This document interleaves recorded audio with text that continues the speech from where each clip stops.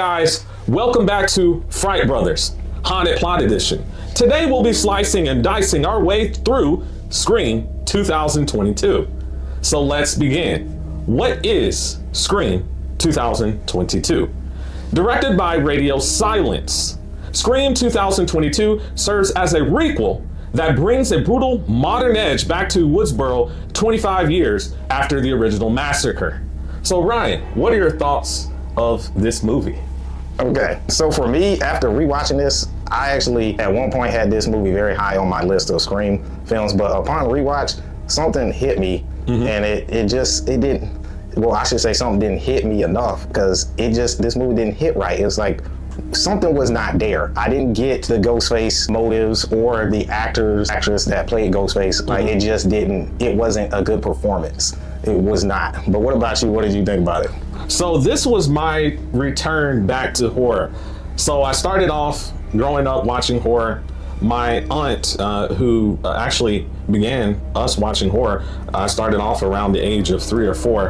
And so I had a teenage aunt who was about 17 years old when I was around 3 or 4. My dad and mom got married really early in their early 20s, so I was born right after that.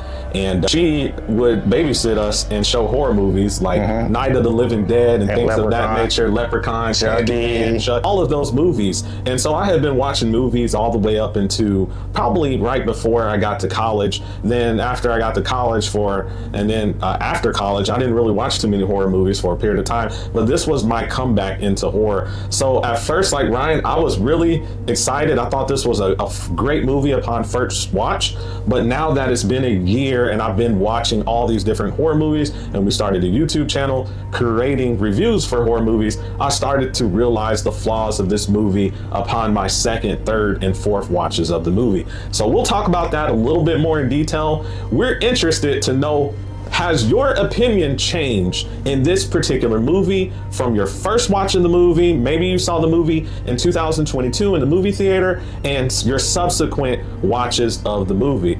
Please write in the comment section below. We'll be happy to respond to you guys. We want to create that community. So Ryan, let's get into the haunted plot breakdown. So we start off with Act 1, and we have our opening scene of this particular movie. So we have Tara Carpenter, who is our new actress and new girl in the movie and final girl in the movie. So this particular actress is played by who, right? Jenna Ortega. Jenna Ortega. Where do we know her from, and what other movies?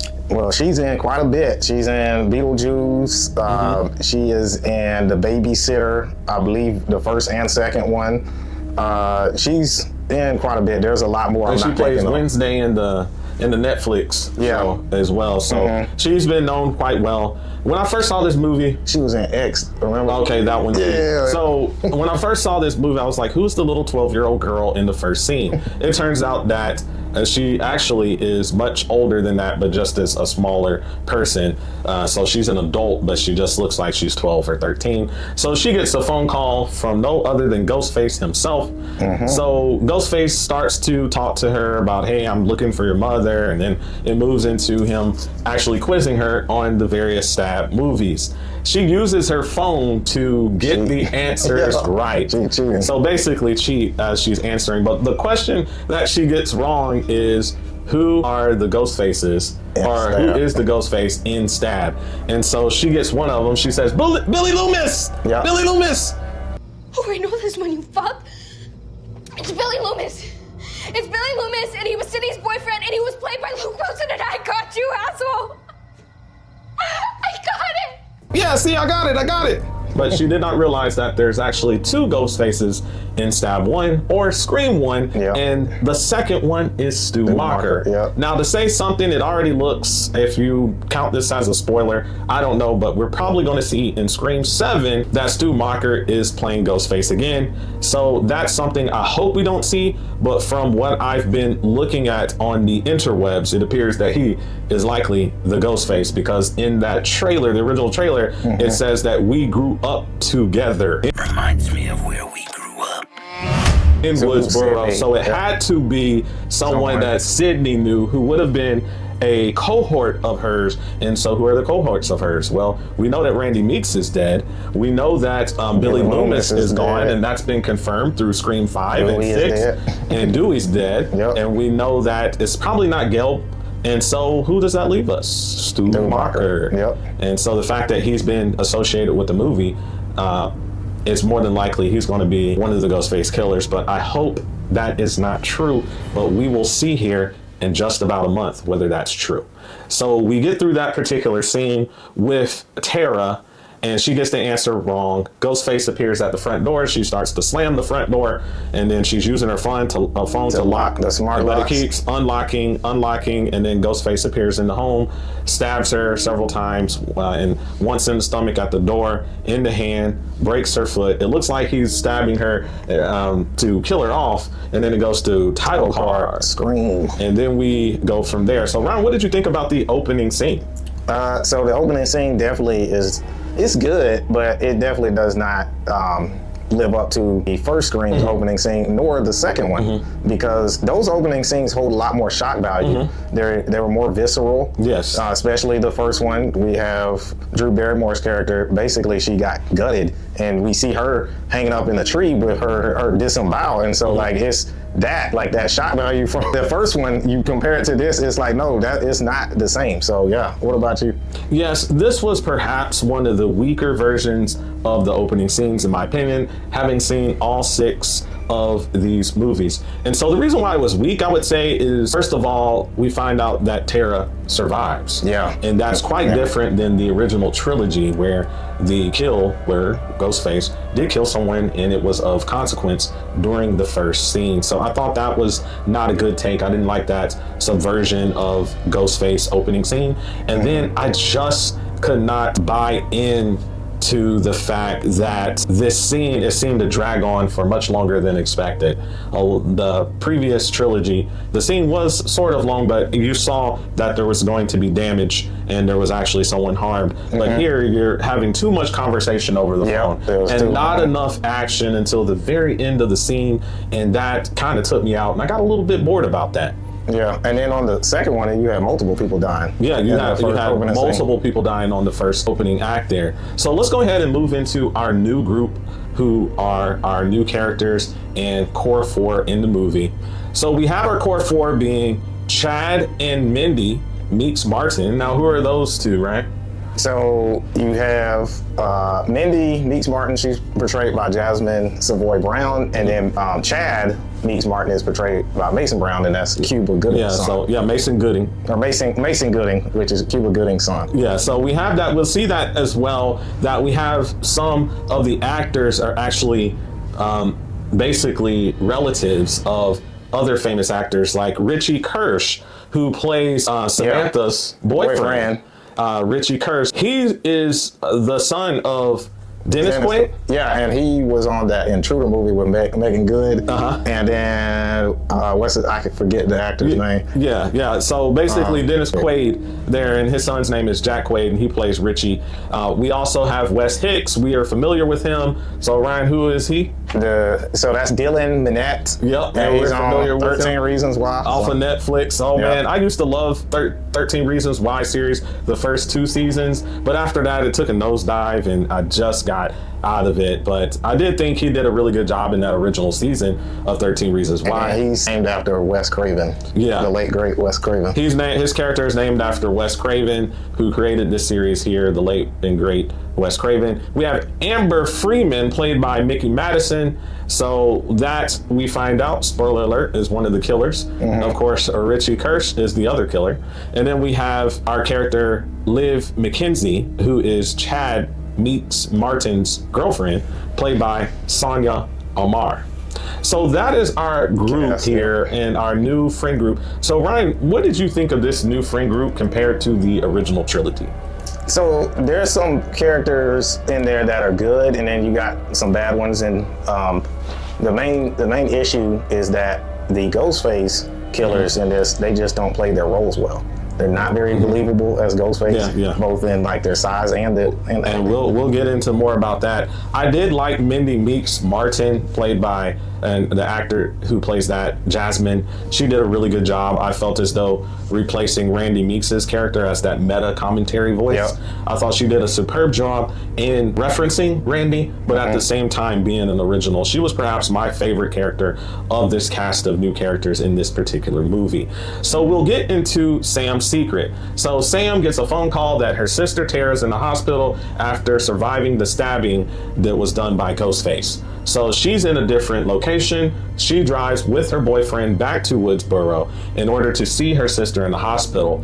And there she is reunited with her sister along with her sister's friends that we just talked about above. And then they go from there. So in that meeting, as the cast of friends goes ahead and they leave the room, she has a one-on-one conversation with Tara, and she talks about how they have two different fathers, and that her father is actually the serial killer, Billy Loomis, from the original Scream. Ryan, what were your thoughts about this scene as we see Tara kind of basically say, leave me alone, get out of here, and basically it seems like the sisters are at odds? It was interesting, but my thing is I don't understand why she was. Like, she kind of alienated her older sister because of that reason. I mean, that's something that she doesn't have control over. Yeah. She, you know, she's just letting her know because she's just finding that out. So. Yeah, so she's just finding that out, and we know that that was a part of the reason why the older sister, Sam, is in a new location, because there was this rift that caused her to leave, which was in part about her coming to terms with her having a different father. So next we have Dewey's re-entry into this franchise. So we have Dewey. He's kind of talking about what are the rules of a requel, and then we'll have another discussion about that here shortly with another character who does that called Mindy. But basically he says never to trust love interests, as he sees Samantha and basically Richie visit him at his little trailer. He's living in a trailer. He's no longer a police officer or a deputy sheriff or a sheriff anymore, because he was a sheriff in the previous versions there. And then he says, as they're sitting talking to him, because they go to him and need his help and ask him to come and help solve this Ghostface.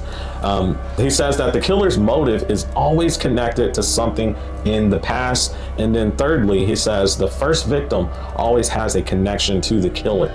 So they did talk about the first few victims there being connected to the killer, you know, in some sort of way. We see that one of those guys, that guy that we've seen in multiple movies, get stabbed up by Ghostface at the end of the bar, right? Yeah. So who was that guy? So just the overall actor that gets stabbed by Ghostface. Yeah. So basically the famous guy that we saw in The Smile. Oh yeah. You say he appears in a lot of movies. Yeah. So we may not know his name, but what movies? So that guy has been on, he's been on a lot. He's Nightmare on Elm Street. He was on, like you said, Smile 1 and 2. And then there's one movie, I think he's on Jennifer's Body as well. Yeah, so he's been in a lot of movies. He's trying to play this 20-year-old character. And he's, of course, in his mid-30s, playing this 20-year-old character who used to be the boyfriend of Liv from some time ago there that she had previously dated. I think he has some relative connection, He's a relative of Stu Macher there, I believe. But we'll kind of move on from that. What did you think of Dewey's re-entry? Like how he looked, how pitiful he looked and all that? I mean, you like that you see that Dewey has changed, because, you know, people tend to change over time, over decades of time. But the issue I have is, and I've said this before in previous Scream reviews, that we need to learn to let go of these legacy characters. Like, you don't have to have them in each Scream film. Like, I don't understand why they think that you have to, but in my opinion, that actually makes the film less valuable to me. Because, I mean, if we expect them to be there, what are the stakes, you know? Yeah, so his character has definitely hit rock bottom, living in a trailer park, no longer being employed. No job. Drinking beers and watching his former girlfriend slash ex-wife on TV in news in New York. And so that's what we see him. He makes a phone call over to the legacy characters, that being Sidney Prescott and Gail Weathers. He doesn't call but text her. And that's how they join the cast here in the Act 3 primarily. So meeting at Meek Martin's house. So basically we have the Meek Martin's house. We see Randy Meek's sister that we have seen in the previous Scream 3. that she's actually the mother of Chad and Mindy, and that they go to their house, and that's where everybody gathers together, the main group of friends and stuff, to try to talk about how are they going to find out who is Ghostface here. So we have our good friend Mindy give her speech, and she talks about how this is a requel, which is a reboot of the original, but it's different. It's not a sequel because it's basically a reboot. It's a start over, much like Halloween 2018 is a start over of the original Halloween. And she says the killer is likely a friend who was there in the room, and that the original characters are not safe. What were your thoughts about this scene? Okay, so there's a couple of things. The first thing is, I probably should have mentioned it when we were talking about the cast overall, is just the fact that these people are supposed to be teenagers. They're supposed to. What is your commentary on that? So these people look like 30-somethings or late 20-somethings, so it's just not believable that they are teenagers or in high school. Yeah. That's one thing. And then it seems like we're trying to do beat for beat scenes from the original. It just feels like we're not being creative here. I mean, this scene, almost imagine the scene where Randy's saying the same things. Like, that's nothing to Mindy's character, that character. I mean, I like her, but it seems like we're just rehashing the same scenes from, recycling them from Scream, the original. So what about you? Yeah, for me, I think it is a little bit less of a rehash. I think it does have some differences. I do like how they intertwine the original legacy characters with the new characters here. I think they did this much better than they did in Scream 4, which was a fail in many regards. That was bad. Because there's an actual liking, a uniqueness of these characters, of many of them, especially the twins there, Chad and Mindy. I think those were probably the best performances of this particular cast. I think Liv's was like the weakest. I didn't really buy into her characters. Outside of that, the killers themselves, I didn't really buy into that. But we'll talk a little bit more about that as we go along. So now we're moving into Act 2. So with Act 2, we have a scene with Sheriff now, Judy. So our scene is at Sheriff Judy's home. She has a huge house for somebody. Even if she's a sheriff and let's say she makes 6 figures, this house is probably too expensive for her in real life. It looks like $1.5 million or $2 million home there, especially if it's in California. This home would probably $3, $4, $5 million, yet she owns it. So talk about that scene a little bit with her, and then her son, Dylan Minnette's character, comes in after he's done a little jog and stuff like that, and she has a little jump scare with seeing him come in, Wes Hicks. So talk about that a little bit. So that scene was good. I liked it. What got me was when she arrived on scene at the house when she was going. After she had left to go get the food. She gets a call from Ghostface. She turns around, U-turns. And she floors it home, and then she gets out of the car, and then it was surprising that Ghostface attacked her in broad daylight. Reminiscent of Scream 2, where we see Ghostface kill Randy Meeks in broad daylight there at the university that Sidney Prescott was attending. But go ahead. What were your thoughts there? So Ghostface kills her and then goes into the house where Wes is showering, and then takes him out as he gets out of the shower and heads to the front door. So Wes is in there. He's uneassuming, not knowing what's going on. And Ghostface gets the drop. It ends up stabbing him in his neck, and it was pretty graphic neck stab.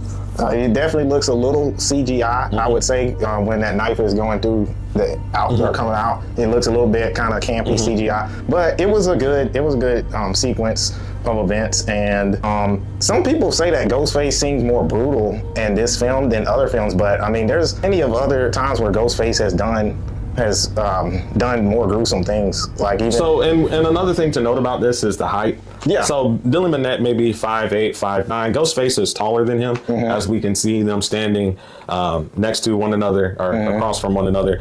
And this is important when we get to the end, as we see some discrepancies in height of Ghostface. So we just wanted to point out that Easter egg here. So moving along, Gail and Sydney reunite here. They're back in Woodsboro again, and they return there. They've talked to the main cast of the new cast of characters. And then the next thing we get to is the hospital scene, where we have Jenna Ortega's character, Tara Carpenter, probably named after the movie here, Halloween. And so she's getting out of her bed because she's worried that maybe Ghostface is in the hospital. Turns out she's right. And she gets assistance and help from her sister, Dewey, and who else? Anyone else? And Was Gail in the elevator? no. So who else was in the That elevator? was Richie, right? Yeah, Richie. So basically, they're in the elevator. You have Dewey take a shot at Ghostface there. He actually decides he's going to stay behind because even though they saved Jenna Ortega's character's Tara, he's like, no, always shoot him in the head or something like that. And so he doesn't get back on the elevator and decides to stay. And that's where he's taken out supposedly by a 5'3" actress named here Mickey Madison, who plays Amber Freeman. And it appears that if we know David Arquette seems to be an average sized man at 5'10", and Ghostface is either his height or a little bit taller. And somehow Amber at 5'3" is the one who takes him out supposedly and kills him, and then says it's been a pleasure. It's an honor.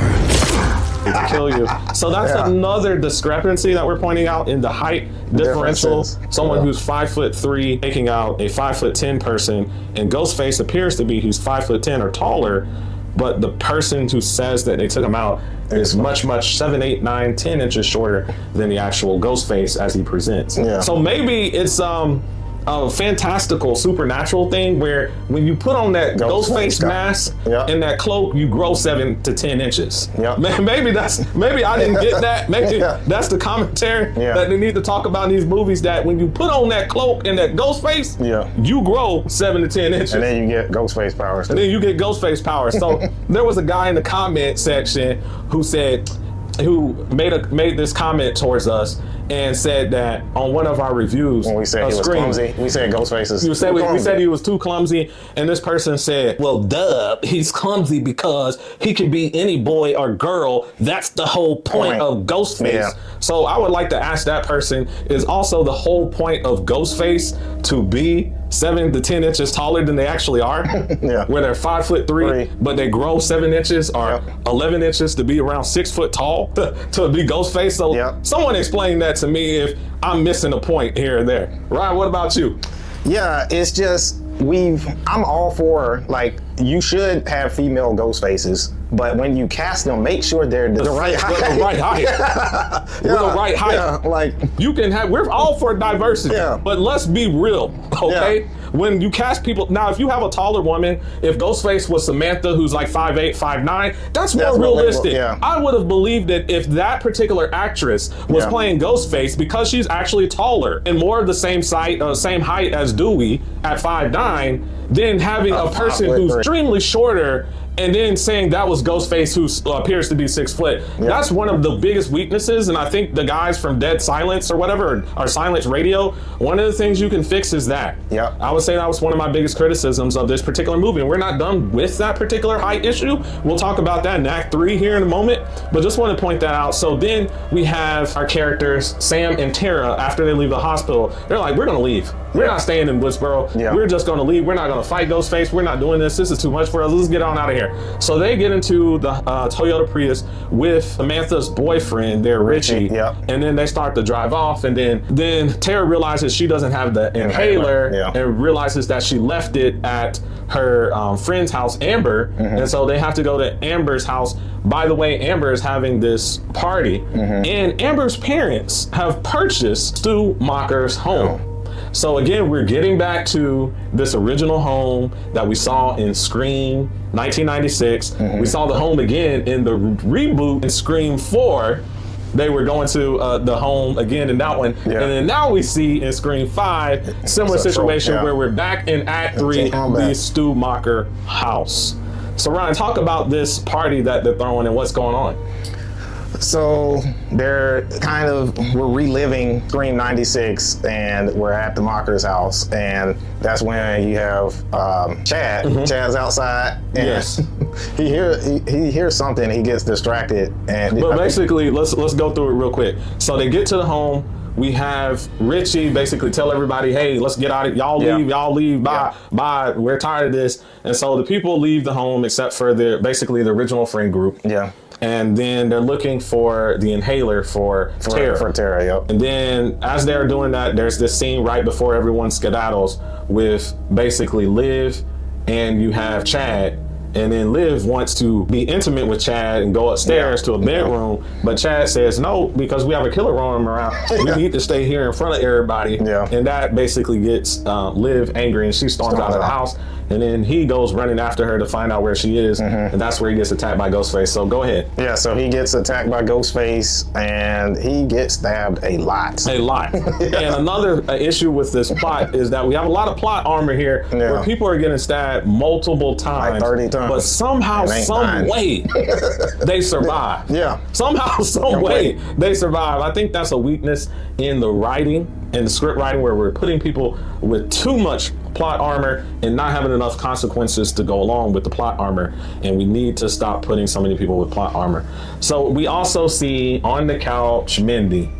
So Mindy's playing basically a beat for beat, going back to what you were saying, beat for beat version of the Randy Meeks in Scream 1996. Talk about she's watching a movie. She's watching Randy Meeks. Yeah, watching Randy Meeks. Yeah, go ahead. And then you see Ghostface in the background. Beat for beat. As she's on the background telling Randy Meeks' character, watch out for Ghostface. Ghostface is behind her on the same exact couch, coming after her, just like he did. And then she turns around. She turns around. She actually does what she's supposed to do. She does what she's supposed to do. She turns around. She gets stabbed a few times. Well, and then after that, we have chaos ensue. We have that alerts our main girls.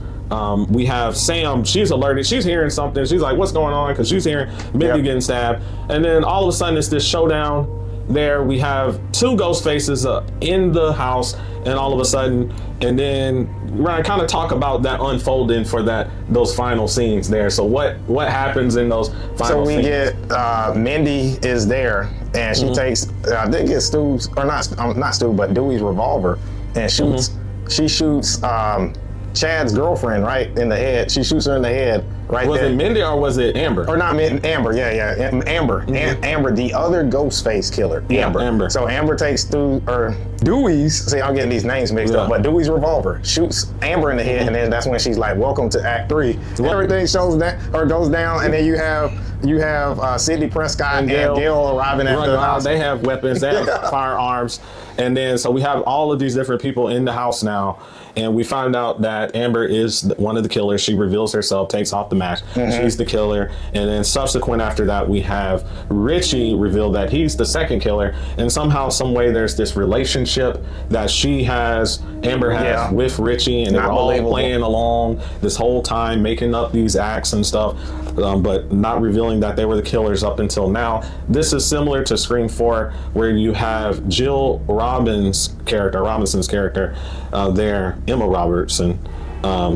She plays Jill, and then Charlie seemed to have this kind of romantic / killer Bonnie and Clyde type role going on, and then they basically start acting as though they're one of them's Billy. Like I think the one who's supposed to be Billy is Richie, and then you have Amber and Stu, but it's not believable. They can't act as well as the original two ghost faces, so it's not believable.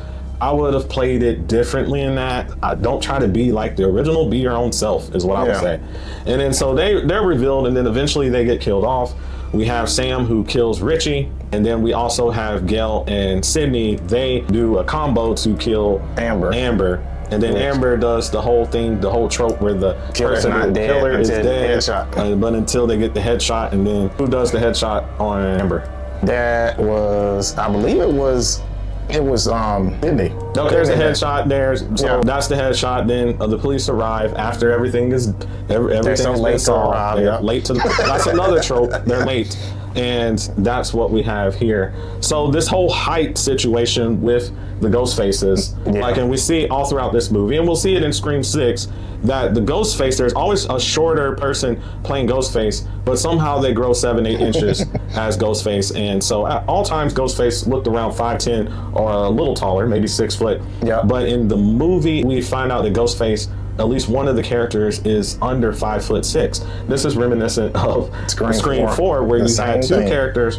Emma Roberts' character, who is, I think she's 5'2", 5'3", 5'2", and then we have the guy Charlie. On Wiki it says he's 5'6". He might be a little shorter than that, but anyway, you have Ghostface, who's 6 foot tall in these movies, or at least average height. But the persons or people that are playing Ghostface, many of these times are under 5'6", so it's not like, okay, the actor is 5'8", 5'9", Ghostface is 5'10", that's small discrepancy, but when it's 5, 6, 7 inches difference, it's unbelievable. It's unbelievable, and I think they need to do a better job either of casting and writing of the right size of people, or just writing one of the two to do better in these movies. And that's what I would say with Radio Silence.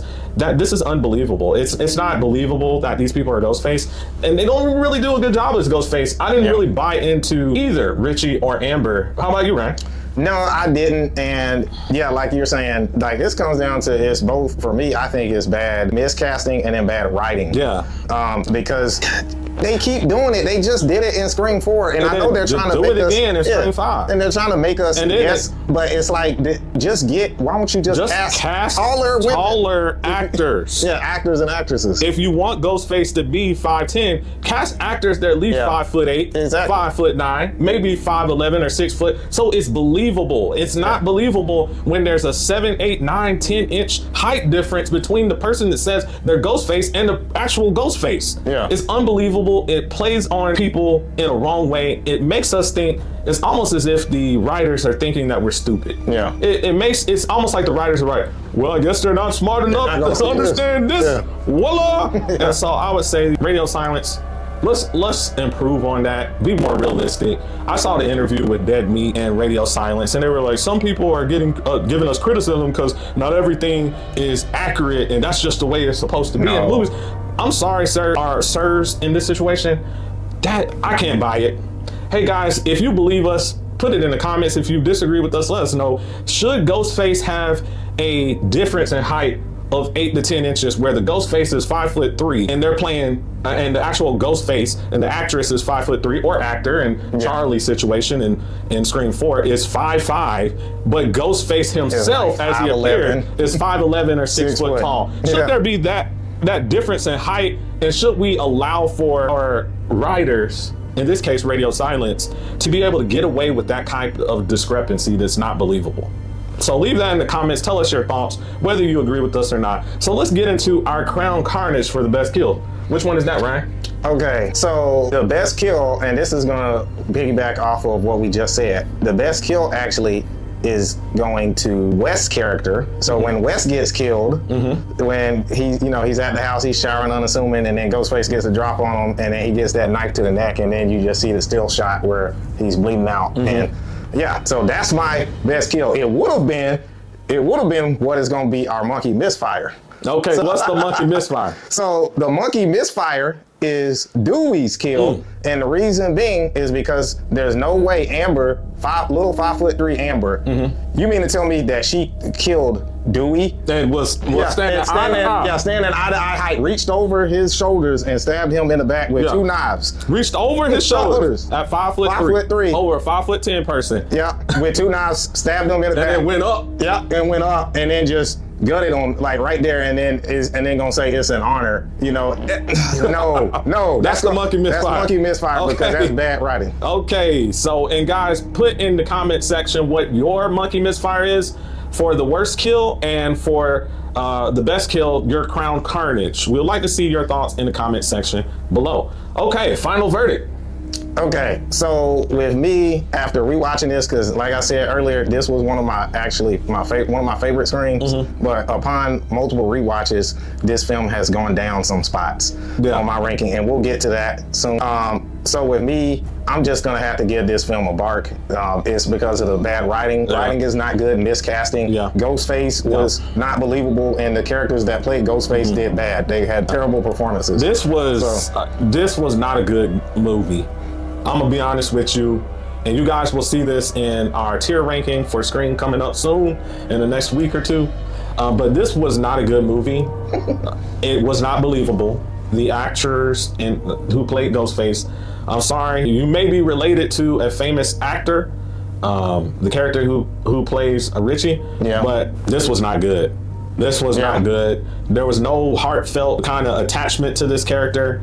This character was very bland here, and really was like just like a caricature, almost like a fly NPC on the wall in every scene. Didn't really have any kind of liveliness, veracity to him, or vivaciousness to him. Like you can't remember this. You guy. don't. If anybody could have done this work, and I hate to say that to an actor because I know acting is very hard, but there was no meat on the bone. There was no personality to this character.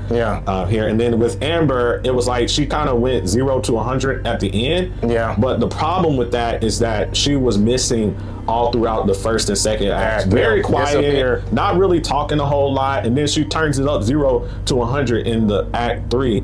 I think you have to be a little bit more subtle. It's kind of like playing music, right? So when I grew up, I played the piano and the alto saxophone, and there would be this term that we would call crescendo and decrescendo. So crescendo means you kind of start to increase the volume of your play subtly, not 0 to 9. Go from light, no, you actually do, and you increase it slowly. She did not crescendo. She just went from silent to loud just like that, and I really did not enjoy it. So I would have to give this film a bark minus, borderline below average movie. So what do we have coming up, Ryan? So we have our Scream tier ranking along with Scream 6 review coming. So we have that coming up. Hey guys, if you wanted to put your thoughts in the comment section, please do so. We want to know what your thoughts. Did you believe our kind of understanding of this movie? What would you give this as far as the Fright Brothers score? If you are kind of curious about what the Fright Brothers score, if you look in the more section of our channel, you'll find out the whole grading system that we use there. So please use that. Tell us what your thoughts were about this movie, and we will see you next time. So remember, Fright fam, be watchful.